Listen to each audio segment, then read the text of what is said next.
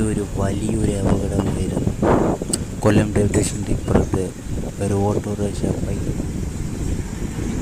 തകർത്ത് കളഞ്ഞു ഓട്ടോയെ. ഓട്ടോ ഡ്രൈവറിൻ്റെ തല നല്ല രീതിയിൽ പൊട്ടിയിട്ടുണ്ട്.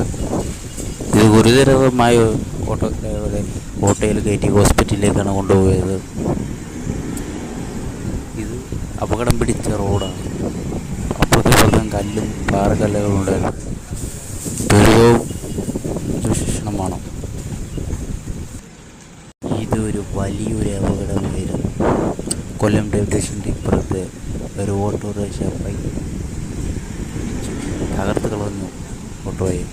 ഓട്ടോ ഡ്രൈവറിൻ്റെ തല നല്ല രീതിയിൽ പൊട്ടിയിട്ടുണ്ട്. ഇത് ഗുരുതരമായ ഓട്ടോ ഡ്രൈവറെ ഓട്ടോയിൽ കയറ്റി ഹോസ്പിറ്റലിലേക്കാണ് കൊണ്ടുപോയത്. ഇത് അപകടം പിടിച്ച റോഡാണ്.